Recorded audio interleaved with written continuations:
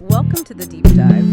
Today we have one of the most intriguing stacks of source material we've ever tackled. It really is something. It's a journey that starts at this incredibly high level of global data policy and then ends with, well, the most intensely personal legal battles you can imagine. That's right. We're zoning from the sheer scale of UN reports on digital transformation, these complex World Customs Organization metrics, Right. all the way down to the granular step-by-step requirements for launching a legal claim for malpractice. It's such a vast difference in perspective, but there's a common thread, right? Efficiency, measurement, and how you access these incredibly complex systems. That's our mission today, to pull out the critical insights, the why behind whether it's about government standards in Seoul or the standard of care a patient is owed in New Mexico. We're starting with that panoramic view, how governments worldwide are just racing toward digitalization. And crucially, how the international community is trying to measure that progress accurately for services, for trade, for everything, really. Okay, so let's unpack this. We're beginning with the UN e-government survey. This has been the authoritative voice on this since, 2001? So that gives us a remarkable amount of continuous data. It does. And they've developed a standard way to measure success. The E-Government Development Index, or EGDI.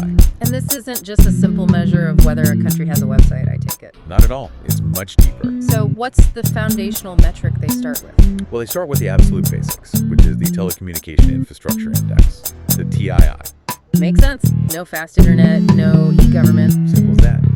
Once you have the pipes, then they look at the Human Capital Index, the HCI. What does that include? Things like adult literacy, years of schooling, because, digital services are pretty useless if the population can actually use them. And the third layer, this is the one that's probably most visible to us, is the Online Services Index, the OSI. Exactly.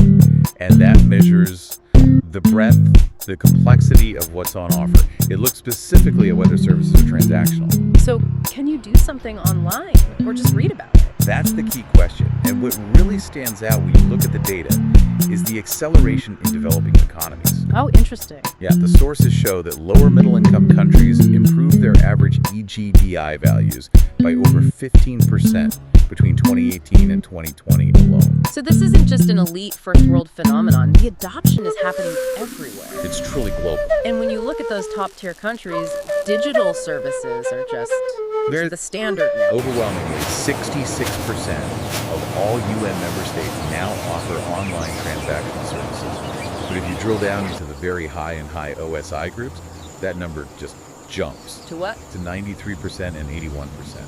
It's not an add-on anymore, it's the expectation. That period around 2020, it must have been the ultimate test for all these systems. You said it. The COVID-19 pandemic became this completely unexpected global stress test for digital government. And what's surprising here is it wasn't just central governments adapting. The crisis really became a catalyst for these highly local, really specific tools. It did. We saw governments using real-time data to make rapid policy decisions based on, immediate on-the-ground needs. We saw some really specific innovations emerge. Like what? Well, Singapore launched a dedicated COVID-19 chatbot. Just for employers. Specifically to keep employers updated on the constantly evolving regulations. And in Estonia, the Jarvar Vault community developed this engagement app to share local guidelines, to sort of maintain a community connection digitally. And talk about direct governance. In Sofia, Bulgaria, the municipality launched an app that lets citizens directly report breaches of social distancing. Right, to help law enforcement. Yeah. It showed that when the chips were down, these platforms became tools of public safety, not just convenience. This push for digital connection, it extends to public input too, which brings us to what the sources call the participation puzzle. Yeah. We're seeing a rise in platforms for e-participation consultations, forums, e-petitions. But just building the platform doesn't guarantee people will come, does it? The sources say uptake is often pretty low. And that's the critical insight. The problem isn't always about technology access or, digital skills. So what is it? The sources point to an underlying issue of, institutional psychology. It's a reluctance of public institutions to actually share power. To share the agenda setting. Exactly. They're happy to accept data in, but they're much less happy to share decision-making power out. You can see that friction really clearly at the local level. Most city portals, they just rely on Facebook and Twitter for public interaction. Right, because is cheaper and people are already there. You rarely see them build in more traditional tools like e-polls or dedicated chat rooms for a real two-way conversation. Which is why the Local Online Service Index, the LOSI, is so important.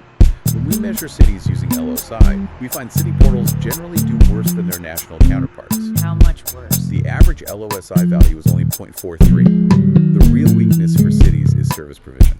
They're good at pushing information out. Great at content, yeah.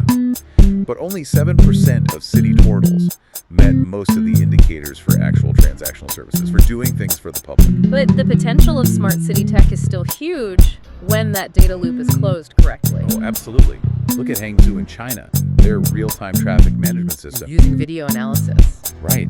Increased traffic speeds by 11% and cut travel time by 10%. That's a massive, measurable quality of life improvement just from data. And it's not just traffic. In Dubai, their Electricity and Water Authority, BUWAA, they implemented this AI chatbot. Ramas. Right, Ramas. And it was so effective, it targeted reducing physical office visitors by 80%. AI is driving efficiency in basic utility services. So if we move from smart cities to the global engine of commerce, we find the World Customs Organization, the WCO, they're facing the exact same data challenges, just at a totally different scale. It's interesting, they also emphasize that for organizations to thrive, they need these knowledge management and retention strategies where, well, meaning is as important as money. I thought that was fascinating. It shows a real focus on institutional health, which you don't often see in these dry policy reports. And technically, customs is shifting from reactive risk management, just looking for known bad actors, to this comprehensive decision intelligence approach. It's a highly technical approach. It uses 3 layers. First, data fusion, then advanced analytics. And that's where the machine learning models come in. That's it. And then a final decision support interface for the human officers on the ground. The scale of the challenge here is almost impossible to wrap your head around. Big data in global trade. Even a relatively small country can generate billions of records across dozens of legacy databases. And the unstructured data must be the biggest headache. It's the biggest correlation challenge. We're talking about huge amounts of X-ray scans, images, video feeds, scanned documents. How do you get reliable insights out of that mess? Standardization. That's what the WCO is tackling head-on, starting with their WCO data model to facilitate electronic exchange between countries. And they're also measuring performance with incredible precision. Yes, with something called the Automated Time Release Application, or ATRA. It automates the measurement of the time it takes for goods to be released. So they're benchmarking and trying to speed up the whole flow of trade. Constantly. And on the physical side, inspection tech is evolving so fast. Computed tomography, diffraction X-ray. It gives them increased accuracy for material specificity. Letting them detect everything from contraband to specialized threats more efficiently. And this all led to a huge collaborative effort between industry and these global bodies. To create what? The Unified File Format, or UFF. It's now the international standard for scanned images and all the metadata from inspection equipment. So the UFF ensures that the evidence, the digital facts, can be universally shared and interpreted. It standardizes compliance. That whole idea, standardizing evidence for objective, data-driven decisions, is so critical. We've seen global bodies create the UFF for global commerce. But when you zoom all the way down to the individual, to the pursuit of justice, that need for standardization for objective, fact-based action is just as critical. It is. The shift in topics is jarring, but the theme of defining a problem using a strict set of standards is paramount. In legal malpractice, it's a very long, slow process. A prolonged process. And it requires the claimant to prove 4 distinct elements. These are the rigid pillars of the claim. You have to prove all 4. First, there has to be a duty of care owed by the professional. Then second, a breach must have occurred, meaning the provider failed to meet that standard of care. Third, causation. You have to link the breach directly to the injury. And finally, damages. The actual financial or other loss that happened because of that injury. Okay, to ground this, let's look at the kind of scenario our sources provide. A case of medical malpractice, specifically. The misdiagnosis of necrotizing fasciitis. The flesh-eating disease. It's a horrifying high-stakes scenario where speed and an accurate differential diagnosis are, well, they're everything. Literally life and death. Right. And in a case like that, the sources detail how a physician might have failed the differential diagnosis by dismissing life-threatening symptoms. Like what kind of symptoms? specifically pain out of proportion to the injury. That detail is often the key to establishing the breach of duty in that kind of malpractice case. And the procedural urgency, even in a long process, sounds huge. Our sources list a whole breadth of legal topics where this could apply. Car accidents, workers' comp. Class action lawsuits, wrongful death, a huge range. And depending on the state, the procedural hurdles are severe. Very. Using the New Mexico example from the source, cases like that require an urgent review just to meet the mandatory Medical Review Commission filing requirements, and you have to follow a strict statute of limitations. There was an example deadline, January 5, 2026. Exactly. You can't ignore that procedural urgency. So, given all that complexity and the time pressure, how should you even approach finding and engaging an attorney? The first step, according to the sources, is actually self-assessment. What do you mean? You have to decide what kind of client you are. Are you the type of person who is comfortable just turning the entire case over to the firm and waiting? Or do you need frequent updates? Do you need to be actively involved? Knowing your own needs helps you find the right relational fit. It's critical. Lawyers have different personalities. Some are curt and brusque, others are warm and friendly. Both can be equally effective, but the relationship has to work for you. There's a really practical, almost niche tactic mentioned in the sources too. Phone call. Right.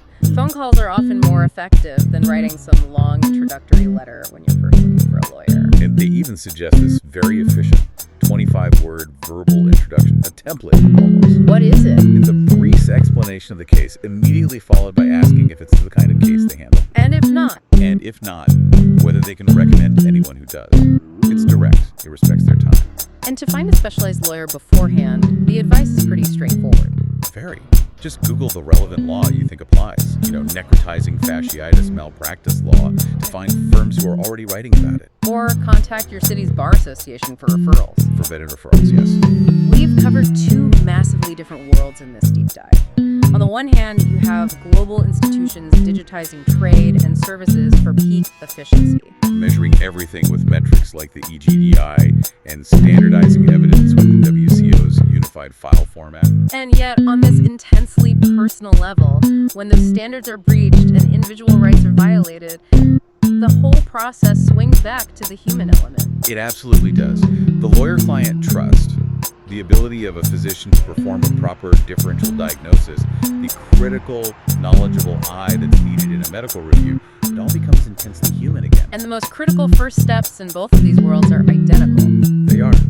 Defining the problem precisely, whether it's a failure to meet the standard of care or a lagging OSI score, and knowing what resources, what structural and legal resources are available to you. That's a great summary. Indeed. And, we see governments prioritizing this decision intelligence, this AI in governance, from customs scanners to smart city traffic management. So as these automated systems get smarter and they take on more prescriptive roles, actively assessing risk, recommending outcomes, we have to ask ourselves a question. Which is? Will the criteria for human negligence and malpractice also need to evolve? Will we start to see this blurring line between a human breach of duty and, say, an algorithmic failure to predict harm? That's something for you to mull or explore on your own.